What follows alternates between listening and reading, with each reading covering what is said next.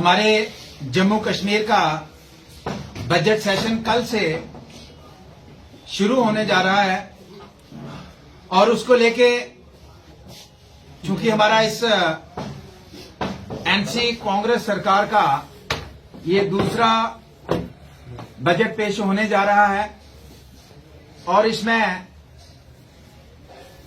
हमने अपनी तरफ से जो कोलिशन सरकार जहां पे है जम्मू कश्मीर के अंदर, जो अक्सर पिछले सवा एक वर्ष से ये कहती सुनाई देती है कि हमें केंद्र सरकार कुछ करने नहीं दे रही है, तो इस सेशन में हम उनसे ये जानकारी हासिल करने की कोशिश करेंगे कि जब आपने चुनाव लड़ा और जब आपने अपना मैनिफेस्टो बनाया तो उस समय क्या आपने केंद्र सरकार या भारतीय जनता पार्टी से मशवरा करके अपना मैनिफेस्टो बनाया था? मैनिफेस्टो का मतलब ये होता है कि इलेक्शन से पहले हर पॉलिटिकल पार्टी एक लोगों के साथ वादा करती है कि अगर आप हमें वोट करोगे, अगर हमारी सरकार बनाओगे तो हम आपके ये मुद्दे हल करेंगे। लोग फिर ए बी सी डी जितनी पॉलिटिकल पार्टियां सभी के मैनिफेस्टोज को स्टडी करते हैं, उसके बाद डिसाइड करते हैं कि बेस्ट मैनिफेस्टो किसका है और ज्यादा फायदा किस पार्टी को वोट देने से हमें हो सकता है, किस पार्टी की सरकार बनने से हो सकता है। तो नेशनल कॉन्फ्रेंस ने वादा किया लोगों के साथ कि अगर हमें आप वोट देंगे और हमारी सरकार बनाएंगे तो हम आपको 5 लाख नौकरियां देंगे 5 वर्षों में। और उसको डिवाइड भी किया उन्होंने कि 5 वर्षों में मतलब एक साल में 5 लाख नहीं देंगे, बल्कि 5 वर्षों में हर वर्ष में 1 लाख नौकरी एक साल में देंगी, यानी कि 5 वर्षों में 5 लाख और हर साल में 1 लाख नौकरी। तो एक साल चला गया, पिछले अक्टूबर में एक साल चला गया और अक्टूबर में उस आंकड़े को देखिए कि अक्टूबर में एक साल होने के बाद 1 लाख नौकरी का जो वादा था वो वादा कहां गया और कितने लोगों को नौकरी दी, ये हम नेशनल कॉन्फ्रेंस और कांग्रेस सरकार से जानना चाहते हैं इस असेंबली के माध्यम से। ये हमने सवाल भी लगाए हैं। दूसरा इनका कमिटमेंट था कि 200 यूनिट बिजली फ्री आपको दी जाएगी। अब उसमें भी साल से ऊपर हो गया है, कितने लोगों को 200 यूनिट बिजली फ्री मिली है?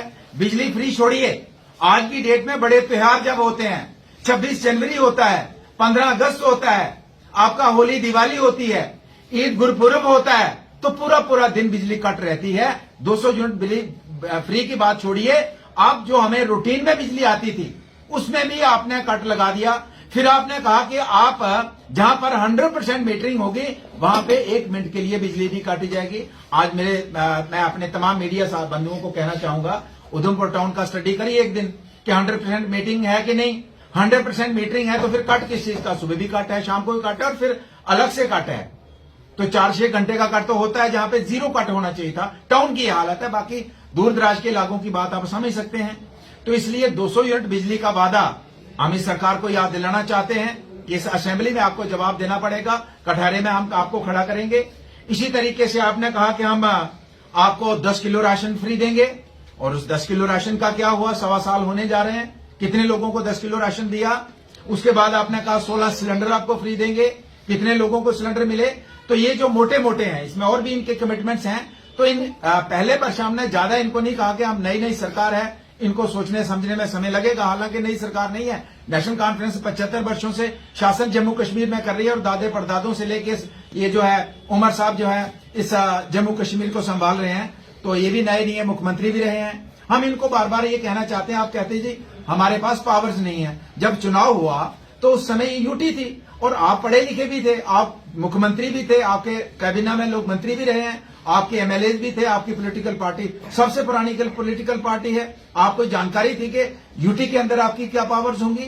उन पावर्स को मद्देनजर रखते आप अपना मैनिफेस्टो बनाते, फिर लोगों के साथ कमिटमेंट करते। तो हम समझते कि आपने लोगों के साथ ऑनेस्टी की है, लोगों को छल नहीं किया है, लोगों को धोखा नहीं दिया है। पावर्स जानते हो सकता मेरे जैसा आदमी या कोई आम आदमी इस बात को नहीं समझ सकता कि यूटी में पावर क्या है, लेकिन जो मुख्यमंत्री रहा हो, जिसने 70 वर्ष राज किया हो जिस परिवार ने, और वो ये कहे कि हमारे पास पावर नहीं है, तो आपने यूटी की पावर स्टडी किए बगैर कैसे आपने मैनिफेस्टो लागू कर दिया, अनाउंस कर दिया?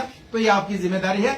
इस असेंबली के अंदर इनको अकाउंटेबल बनाएंगे और इनसे जानकारी लेंगे कि भैया ये जो वादे आपने किए हैं, खासकर अनएम्प्लॉयमेंट एक चरम सीमा पे पहुंचा है, ये हम इनसे वादे लेंगे।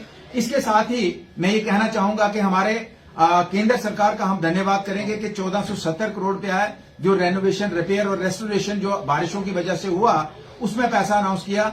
लेकिन उसमें हम इस बजट में भी हमने पिछले दिनों मीटिंग हुई, उसमें भी हमने कहा कि हमारा जम्मू कश्मीर के अंदर सबसे ज्यादा अगर किसी इलाके का नुकसान हुआ है इन बारिशों की वजह से वो हमारा चिनैनी गोडी विधानसभा क्षेत्र है। जिला उधमपुर भी पूरा है, लेकिन सबसे ज्यादा वर्स्ट सिचुएशन अगर किसी इलाके की रही है वो चिनैनी गोडी का विधानसभा का एरिया, जहां गांव के गांव स्लाइड कर गए, घरों के घर चले गए, जमीन 1 इंच नहीं बची। उसके लिए तो हम जो सरकार ठीक करेगी उसका हम धन्यवाद भी करेंगे। हालांकि बहुत लेट हुआ, 5 मरले जमीन का था, हमने 10 मरले कहा था कि गांव के अंदर 5 मरले से काम नहीं चलेगा, 5 मरले रेजिडेंशियल होगा। लोगों के पास जानवर हैं, 10 जानवर रखे हैं तो वो कहां रखेंगे। हमने कहा कि 5 मरले आप उन लोगों को दीजिए और 5 मरले कैटल शेड के लिए दीजिए। सरकार ने उसको अधूरा ही माना है, लेकिन उसको भी पूछेंगे आप। लेकिन कम से कम 5 मरले दिए हैं तो जिनकी 100% लैंडस्लाइड की है, मकान बनाने की जगह नहीं है, तो कम से कम उनका ये ऑर्डर तो निकला। अभी लोकल प्रशासन से कहेंगे कि जल्दी वो उन लोगों को आइडेंटिफाई किया है उनको अलॉटमेंट करें ताकि वो अपना घर बना सकें। क्योंकि हमारे उस पहाड़ी क्षेत्र में बर्फबारी है और इस बर्फबारी में बहुत हालात बद से बदतर हैं लोगों के, तो जल्द से उसमें कार्रवाई होनी चाहिए। उसके अंदर हमारे रोड्स की हालात, हमने तो ये सोचा था कि हम अपने विधानसभा में सबसे बेस्ट रोड बनाएंगे, लेकिन हमारे सबसे ज्यादा 100% रोड क्षतिग्रस्त हो गए।